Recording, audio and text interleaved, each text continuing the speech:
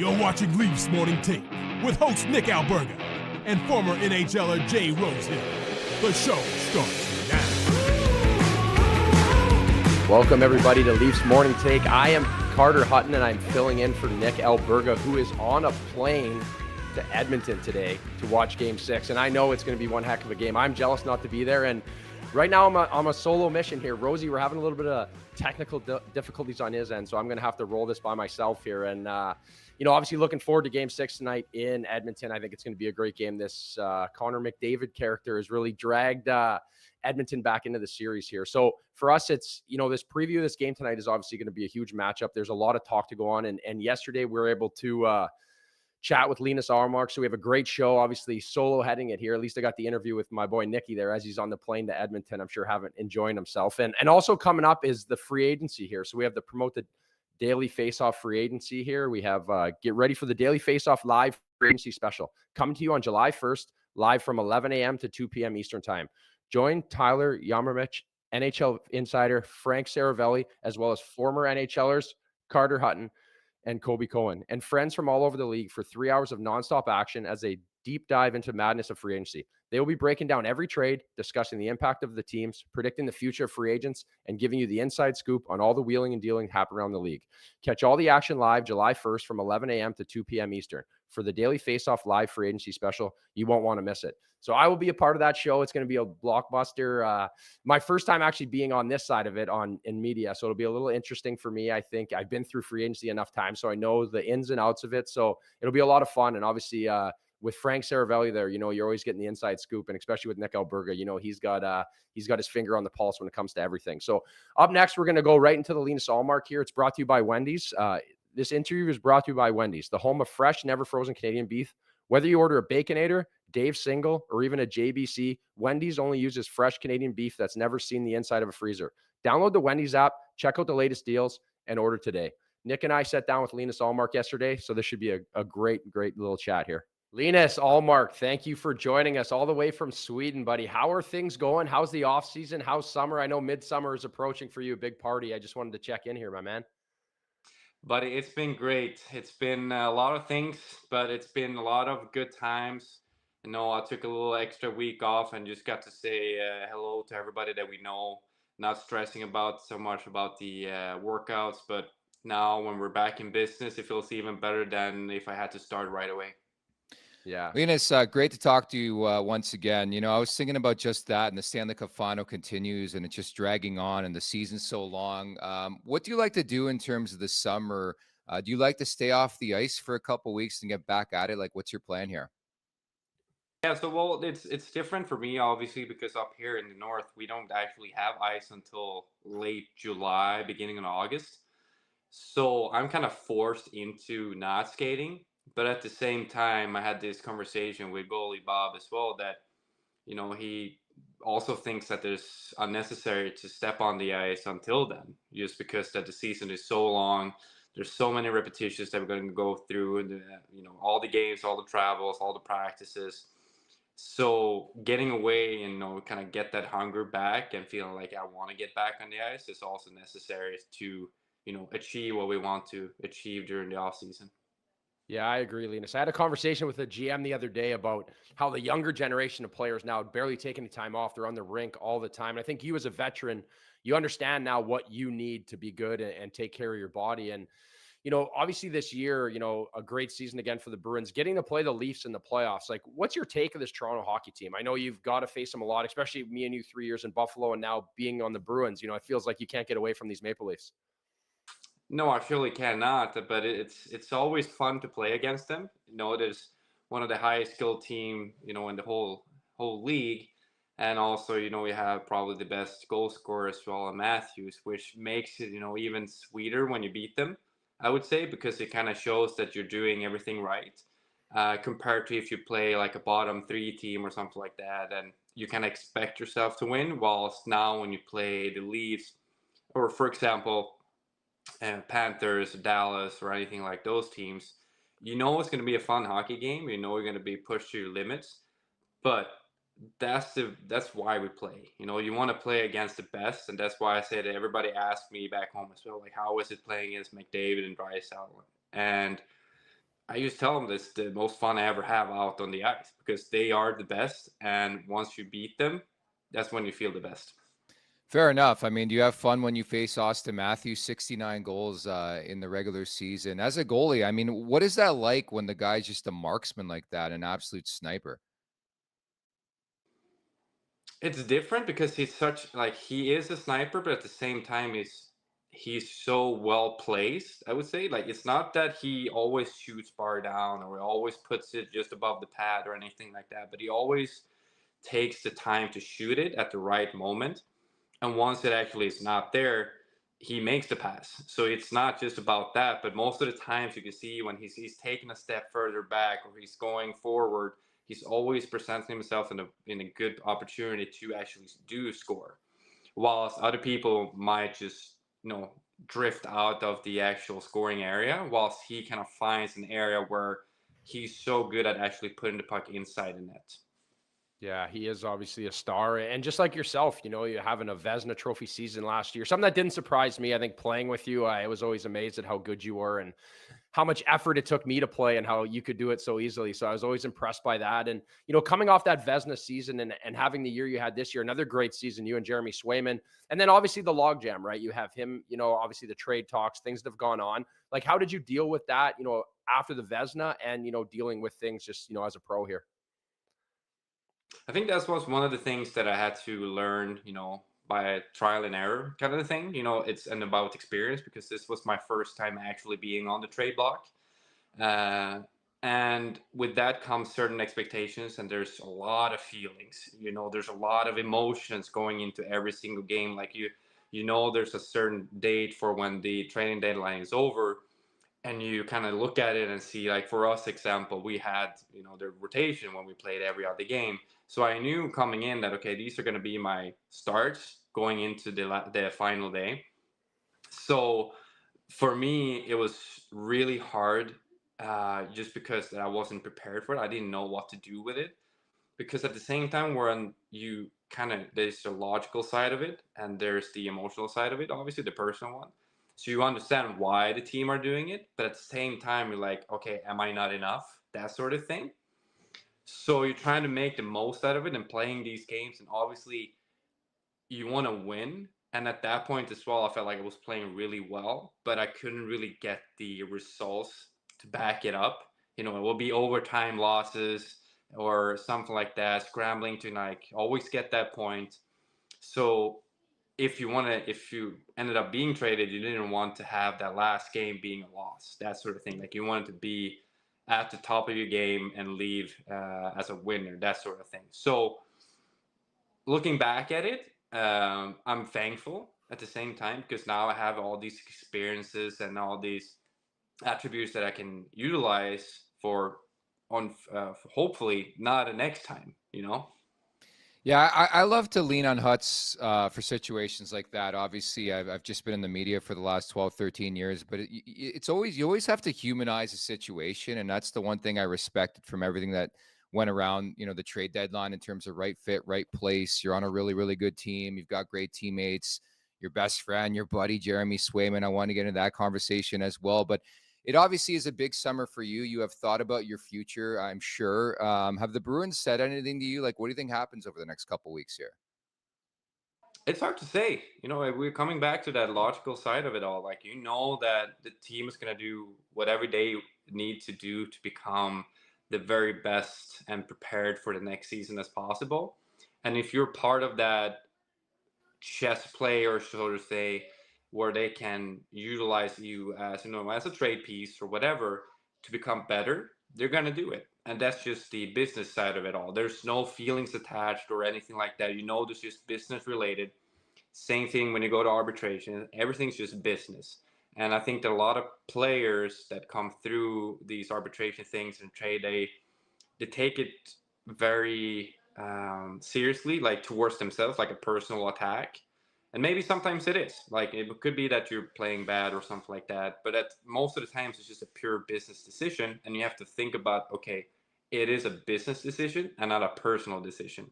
And that's why, for me at least, that's why I try to focus on being the very best human being that I possibly can.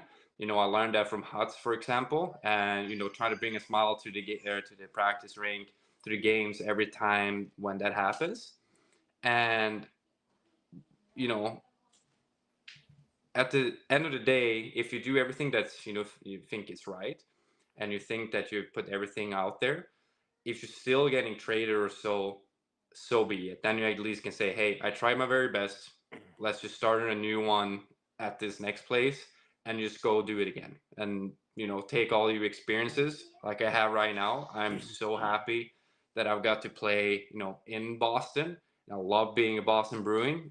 It's been 3 great years, and as much as I want to stay, you always have that, feeling that, okay, this might be the last season, or this might be the next season might be it. You never know. But, I always try to do my best, try to be as professional as I can, being a good player, good teammate, and most of all, being a good friend and a good person.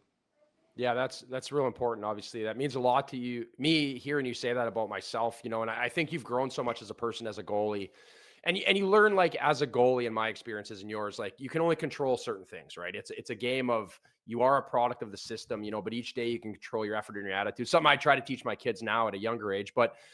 Obviously me and you never got to play against each other after I moved on from Buffalo, right? I went to Arizona and it was short-lived. I think I gave up 7 goals a game in 3 games. And it was, I was ready for the golf course. So, obviously we didn't get to play against each other. And for me, we had a great relationship. Obviously you and Jeremy Swayman have a great relationship. Have you ever pictured, like, facing off against a guy like that and, like, tying your emotions? Cause we've all played in those games where, like, I remember for me playing against, like, Pekka, or playing against, guys that I've played against or became friends with. I always found it a bit challenging and trying to compartmentalize that relationship inside the game. Yeah, I think that, but that's the thing too, that it's one of the reasons or the experiences that I still don't have. I played against Sway in World Champions, and that was obviously great fun, even though that they actually won. But at the same time, leading up to it, I felt very excited. I get to play against my boy, and then during the game, yeah, obviously you're thinking to yourself like, buddy, just let one in, please, that sort of thing. But at the same time, we are as professional as we are, and once the puck drops, it's just about playing the game of hockey, being a goaltender. So I don't really think too much about that. If I can imagine that if you play in the team for like 10, 12, 15 years, and you think that, okay, I need to go to another place to have a shot to winning the Stanley Cup, and then coming back to that venue, I think that would be very hard to do, because then you have all these connections, all these emotions attached to this place and this team. So I think for those guys, it's a lot harder for someone that might have played just maybe 1, 2, 3, maybe for even 4 years. How do you make it work? Like, I could tell, like, neither of you guys, excuse me, have, like, egos where it's like, obviously you're in a tandem and you care about each other, but you obviously both want to be studs and number ones in this league. So, like, how do you guys make it work on a daily basis? Obviously there's a lot of pressure to perform as well. It's a very good question. I think it comes down to our personalities as well, but also that we have a very, like, our relationship is based off of respect and honesty. So we always have these conversations. We talk to each other, not about everything, but we always feel like we can do that. And I've said this many times before, like, we figured out that if the other guy is performing well and the team is performing well, there's a bigger chance for the other guy to perform well as well. So those two things kind of goes hand in hand. And I think you can say from experience as well, Hasta, sometimes when a guy is playing and you want to be the guy playing, you're wishing for the team to win, but maybe like a 5-4 victory. Like might want the guy to still win, but then have the opportunity to play the next game. But with Sway, in a sort of way, I don't really have those feelings, I would say, because now when I'm older and also realize how tough it is to play in this league, I understand that it can go like that, and you can let in 6 goals 3 games in a row. It's just that easy. So you never want to, and I believe in karma, stuff like those things, and never wish any ill will on someone else, because then I feel like, hey, that's going to, come back and haunt me right away. Yeah, I agree. I feel like I've dealt with those similar emotions, right? Where it's like you're almost watching the shot clock to see his save percentage, and it's bad. It's undermining, right? And I feel like as I grew, you're never really in competition with the other goalie. In my personal opinion, I feel like you're in competition with yourself to play well and do better. And I think if you get two guys going in the same direction, it works well. And for you now at this point of your career, right? You're not the young kid I was dealing with. You stepped in. You've been through the arbitrations. You've been through contracts so much. Where do you see your game going from here, like on a personal level? Well, for me, at least, that, I had this unbelievable season 2 years ago, and even though that last year was still good, still great in some aspects, there was a lot of things that, as a goaltender, you understand, but as a bystander, you don't understand. So for one example, I was dealing with a lot of issues with my skates that we figured out maybe 2-3 months into the season. And all of those things kind of made everything so much harder to kind of get the ball rolling. Once you kind of you had one pair of skates that worked really well, then you have to switch to another pair that felt way different. And now you have to start getting accustomed to them, realize, okay, this doesn't work. Luckily, I find some things that solved it. And then you have to start changing again. And the worst thing about being a goaltender is when you start changing things, especially when you start changing big things like skating patterns or skating overall with the balance stuff, because that's such a huge part of being a goaltender. You just want if there's one thing that I never want to change, is my skating. If my skating is good, everything else just follows. Gloves, blockers, saves, or whatever it is, skates against posts, reverses, whatever it is, those things can you always work on. But if your skates feel terrible and you don't feel like you can move out there, that's when you feel bad. Like you feel like you're such a barely goaltender that can't even move out there. And when you're playing against guys like Matthews and Draisaitl and McDavid, you better get your boots going. It's fair enough. Linus, the elephant in the room, the Leafs need a goalie. What do you think of Toronto? Well, Toronto is obviously a contender to the Bruins. I played for Buffalo. I played for, they're just across the border. So there's some emotions there. And then you obviously have the Bruins and the history that goes behind that. And, you can never say never. Obviously, there's certain things that you can't control in this life. And you never know where you're going to end up sometimes. So for me, I love playing against them, and as it is right now, I would love to still play against them as a Bruin. Yeah, that's the right answer there, Linus. Good answer. And, honestly, for me, I've took a stance this year, on Joseph Woll. I'm a big fan. I love his game. Obviously, he's had some injuries, and there's been a hot topic what the Leafs do, right? If they go out and they try to find a number one, or they find a veteran guy to help back him up, or what they do. What's your take on Joseph Woll? I just like to hear it from another guy that tends the position as well. I was surprised, that they kept Samsonov for that many games against us in the playoffs. Because every time I felt at least when we played the Leafs and he was in net, it felt like it was more of a challenge. Even though that I'm not a player, but just watching him, it looked so much more like he was in control of the situations that was thrown at him. And as a goalie, obviously, and I think that as players as well, they feed out of these things.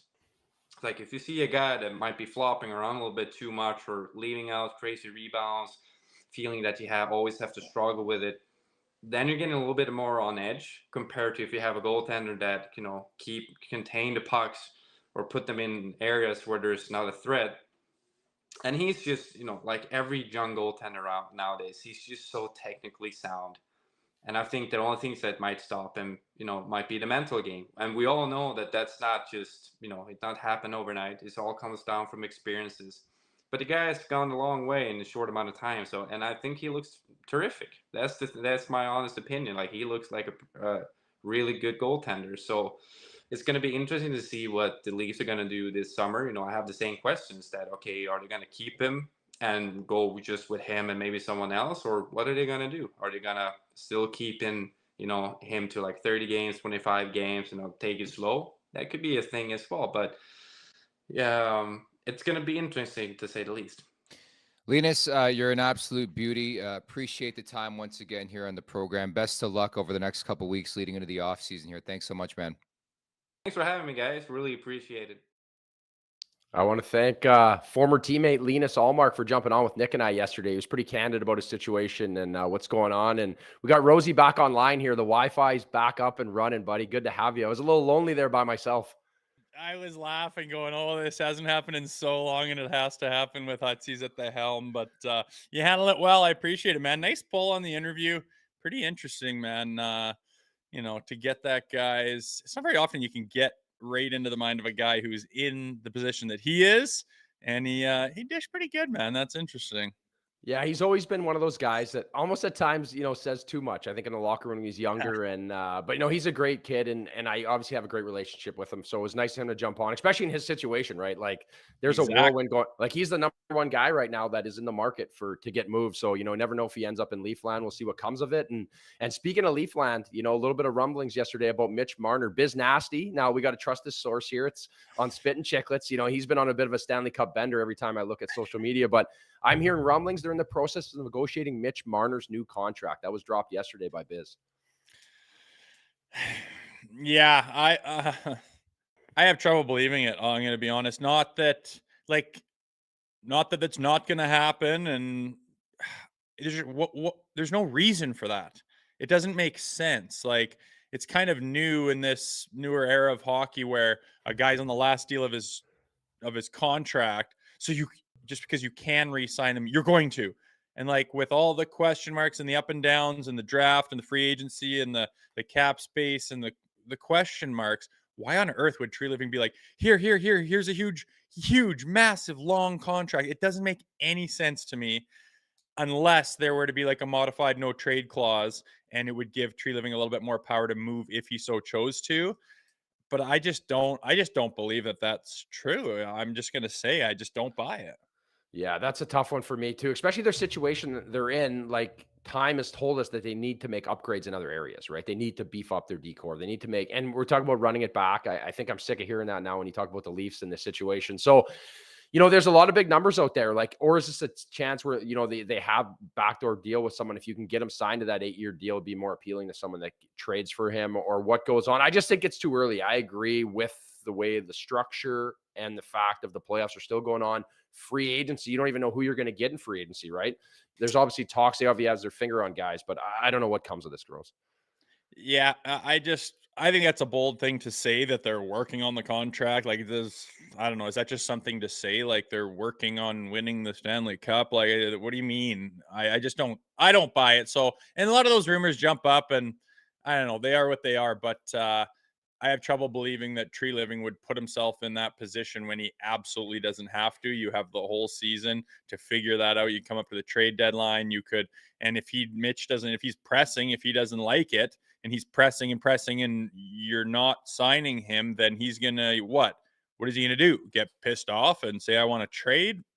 I don't believe they're hammering out a contract right now. There's no reason for Tree to have to do that.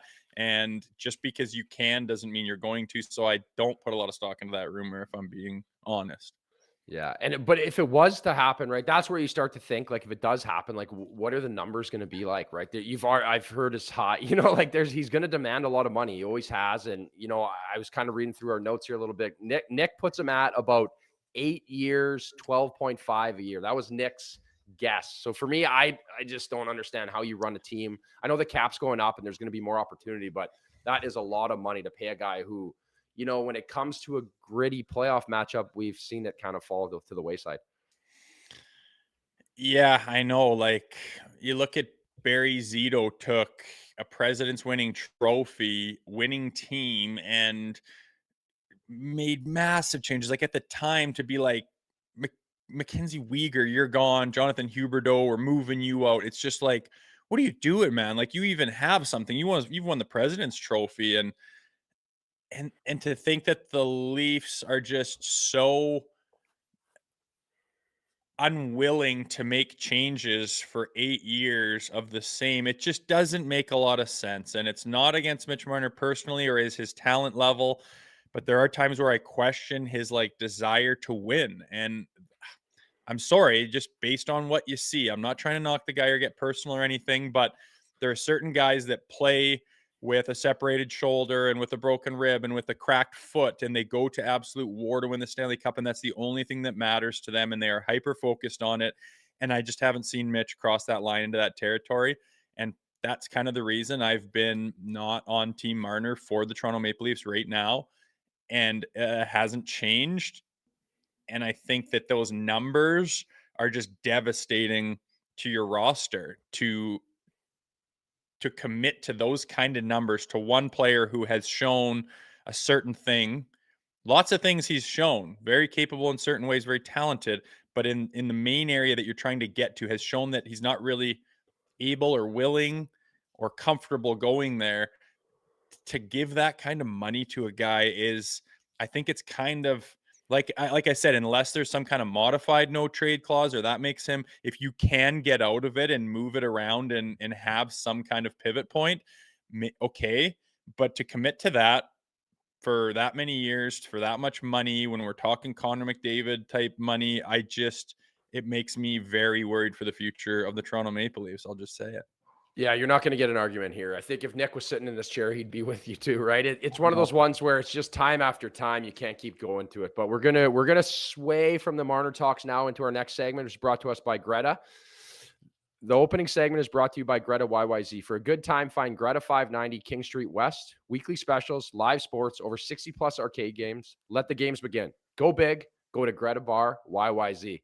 Now, between the pipes. We just had Linus Ullmark on, former Vezina winner. He chatted a little bit about, I wanted to get that in there yesterday. Talk about Woll, see what he thought. And in his interview, I kind of derived from it, he talks about how Woll is so patient and controls the game, and it almost feels hard to beat. Because I've seen that before, right? I've played against goalies where, and then he talked about when guys are giving up big rebounds and a little bit sloppy and the game looks a little easier. And for me, that is Samsonov to a T, right? And it looks like Samsonov is gone. I don't know what your take is of that now. Like it's, I think we all knew it was going to happen, but at this point, it seems like it's pretty much a done deal. Yeah, it seems inevitable, obviously. When I look back at Ilya Samsonov and his time with the Leafs, ups and downs, right? When he was good, man. When he was hot, he stopped everything and he looked poised. But there was a consistency issue for sure. And I think the eye test, and you can talk about this much better than I can, but to me, it felt like more often than not, he was fighting it and sliding around and scrambling and unsure of rebounds that he's spitting out and scrambling a lot. And it just didn't provide a lot of confidence to, I think, the team and his defense core and the fans in general. And there was just too much of that. And he can be good at times 100%, but to put him in this market and put the reins in his hands, just, it wasn't going to happen anymore. And it was telling there with Linus's quotes about comparing, he didn't use it specifically, but Woll compared to Samsonov, Woll more often than not, like when he's healthy, and I'm not ready to start calling him, a guy that you can just assume is going to be hurt all the time or very prone to injury. I know you have a high ankle sprain. I'm not sure if you've had one of those. They take a long time. Goalies are prone to them. You don't mess around with it. I'm not ready to call him injury prone, but when he's on, he just instills confidence to me. And you can talk to this about how he seems poised, how he seems big. He's not scrambling. He reminded me of like some of these goalies that we're seeing later in the playoffs. They're very confident. They look poised and strong, and they know where the puck is and they track it well. And they just provide a sense of calmness back there. Would you agree? And I think he touched on that a little bit. Oh, 100%, right? I think you're seeing it firsthand now with the Edmonton Oilers and Stuart Skinner, like the way he's played at times, right? When he's fighting it. And I know the feeling personally when I'm fighting it, and I know the difference between bad rebounds and you're shaky. And then when you are in that zone or you're playing that style, where for me, I would err on the side of Samsonov, my style of play, because I was active. I worked hard. I moved. I had to play with flow, I would say, where comparatively like Joseph Woll, he's got very good edges we would talk about. I know Linus talked about his skates a lot there, I think boring the crowd a bit, but the fact of the matter is those bigger guys are just more patient. The game comes to them and they make it look easier, where for me at my size and my athletic ability, I had to move. And with Samsonov, he's kind of similar to me, but at times he starts to chase the game and it gets sloppy. And as a teammate, when you're watching your goalie, like at the end of the day, most guys in the NHL could care less what their goalie does as long as they stop the puck, right? Like stop the puck. When you give up a stinker, you see guys look over their shoulder, like they're pissed off, they're mad. Like there's nothing worse than eating a minus when a guy gives up a shit goal, right? And I feel like with Joseph Woll, at least, he just almost has that presence at times to, kind of steady the ship. So for me, the Samsonov, I think that boat has sailed. I still think Samsonov very serviceable. He's obviously trying to cash in, especially going through arbitration last year and trying to find a chance to, get a deal where he can actually get paid out here. I think is a no-brainer for him to get out of here, but I just don't really know. I don't really think you're missing the boat when Joseph Woll is definitely the guy of the future. Yeah, I think so. And we've touched on that. That's interesting though. Like when you're trying to get to that place where I think Joseph Woll lives a lot, you're confident, things are flowing, you're seeing the puck. Is that like from game to game? I can just imagine like they're all different. You're getting your shots early or you're not. To get into that flow state, into that confidence where you just are just flowing with it, like you say, is that harder to do, obviously, in like bigger games? Can you try to force that too much? Can you get thrown off by not getting shots early? Like, what's it like for a goalie to try to get to that state all the time? Because I'm always intrigued by goalies. Like, literally, you have a bad game and it's like you cannot win the game. Like a player can hide a little bit and do other things and get physical and do stuff to hide the fact that you don't have it that night. A goalie just can't. You're in that little crease. There's nowhere to go. The shots are coming. What's it like to try to get into that flow state and to get there often? I think just experience, right? Like for me, I always used to joke around. It's like Tommy Boy when he's trying to buy the chicken wings. He gets the restaurant to turn the fryer on to make chicken wing because he wants it so bad. When it's his sale, he wants it. And that's how I felt early in my career. It would be a big game, and I'd be playing a matchup, right? Especially when I played with Rene, I didn't get a lot of starts, so I would get a big game, and then all of a sudden it'd be like in the morning, and I'd be stressing over the game, and I just wanted it so bad. I wanted to play well, and then you get to a game, it's like it's hard to be under that kind of tension, or even when I was playing to try to be dialed in for 2.5 hours, 3 hours of a hockey game.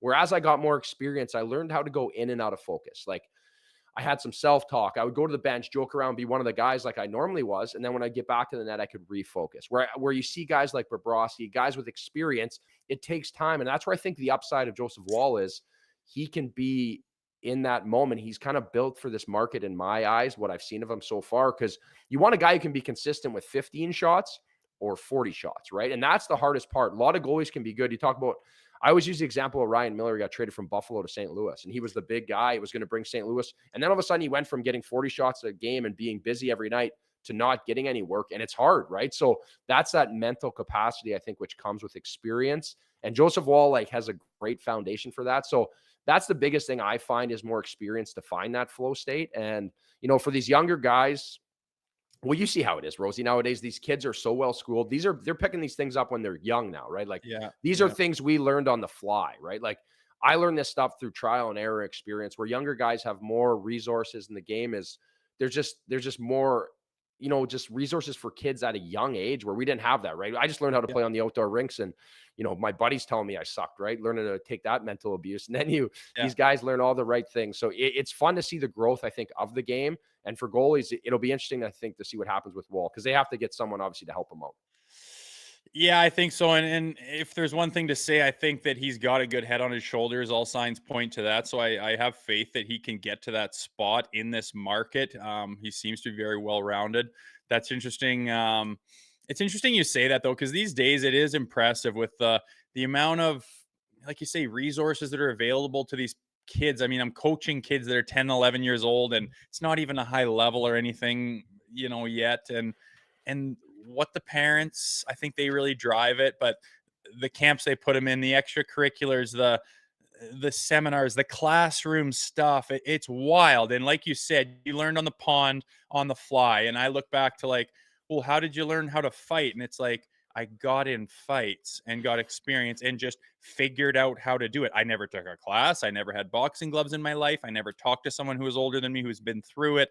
It's 100% trial and error. And to look back and look at how specialized the players are at their position and their craft nowadays, to look back at us and just say we were just winging it all the way to the NHL is bloody crazy, because, you know, things like that, you should have some kind of support to a degree, and it just wasn't there. Like you say, absolute trial and error, but it's interesting, and I'm looking forward to Joseph Woll. Obviously, he's going to have all the resources at his disposal to be as good as possible. But I do say I think he's got the head on his shoulders for it. When we interview him, when you see him get interviewed, we've had him on the show. He seems like a well-rounded guy, so I'm excited for him. But I do think there needs to be some complementary pieces on this roster for him. Yeah, for sure. They need it. And, I think, Rosie, we are the last of a dying breed. I think guys like us that make the NHL that aren't like, the silver spoon or white collar. And speaking of that, the last call, Bet365, it's time for the last call, brought to you by Bet365. Open an account with Bet365 today and bet on huge range of markets. So whatever your sport, whatever the moment, it's never ordinary at Bet365. So I opened with a little bit of Stanley Cup talk. I was solo, so I was talking to myself out there and the chat. We got the Wi-Fi back. What's your take tonight? Game 6 in Edmonton. Like, this is unbelievable. I'm jealous Nick's going to be at this game. This is going to be one of the best games in Stanley Cup history. I think tonight's going to be rocking. Oh, and of course, Donkey Nick is dragging his feet going, I'm going to go back to pour me. I'm like, Jesus, how many people would love to have the press badge for this kind of thing? But I can't tell you how many times I've been asked what's going to happen tonight by people around town and whatnot. And I'm always like, I don't have a clue. That's why we're going to watch. Like, anything could happen. Any of the two teams could get blown out. It could go to overtime. Either one of them could win. I will say that if it goes, I still think Florida is going to win the Stanley Cup. I would love nothing more than a Cinderella story for the Edmonton Oilers. I think there's a chance they win at home. I think it's going to be tough. I think Florida didn't expect to come back here, didn't expect to get on that airplane. They have some reservations. They're looking at Bobber. Bobber's looking at himself. They're kind of questioning. I thought this was a locked deal. Like, we're going to do this, right? So there's a little bit of that going on. Obviously, Edmonton's flying as high as they could right now. That it might almost be too exciting and too loud in that barn, like to function. It's going to be so insane, but hard for Florida to win in that barn. If they go back to Florida, I think that Florida will get the job done because they are the better hockey team and more well-rounded. And McDavid, you just can't put the thing on one guy's shoulders. I think Draisaitl's hurt. I think that will catch up to them. But for tonight specifically, so crazy. The only thing I've had is I put a little bet down that it's going to go to overtime. I think it's going to be tight. I think everyone realizes what's on the line and they realize that it can go away. So I've got that going on. And then I think Bobber's going to be good tonight. That's the only thing I can kind of point to. So maybe an over on the saves prop. But other than that, man, I don't have a clue what's going to happen tonight. And I've probably never, aside from certain Leafs games where, we're pretty invested in it, doing the show and following and whatnot, this is as excited as I get for a hockey game anymore by a million, and for good reason. Yeah, and I agree. It feels like so long in between games, but I'm kind of glad in the sense of guys get rest. I feel like we're getting the best product on the ice because of that little extra rest. But I got to go with the Oilers tonight. I guess I'm just betting with my heart. I would love to see the Panthers win. Sam Reinhart, good friend of mine. Poso played with some guys, but it's hard to bet against the best player in the world, and they're rolling right now. I think early is going to be important, right? I think I look at the last two games. Stuart Skinner made a few big saves early, and then they get on the board. It kind of changes the whole dynamic of the game. So it'll be a lot of fun here, and that's going to do it for us today, buddy. I just want to thank Linus again for coming on. Thank you for joining on, getting that Wi-Fi going. I know you had the screwdriver out, making it work. So it's been a while since that. Probably it brings us back to our early days with me and Nick, where the programs weren't running properly. But I'm glad I didn't leave you hanging on our day, buddy. I enjoy doing these with you. No, and I want to thank everybody in the chat at Leafs Nation 401 on YouTube and Leafs Morning Take, wherever you find your podcasts. Visit LeafsNation.com and check us out. And for me, I don't know what next time I'll be back, but always, Rosie, it's always a pleasure being on with you, my man. Thanks, Hudson. Thanks for that interview, man. Good job. Knocked it out of the park again. It went by too quick, probably because I was late, but enjoyed doing these with you, buddy. No problem. Until next time, guys. Make sure to check out more of our content right here on the Leafs Nation YouTube page. We got long form interviews, we got clips, we got epic rants by Jay Rosehill. We simply have it all. And don't forget, you can find out much more at theleafsnation.com. Thanks so much for watching.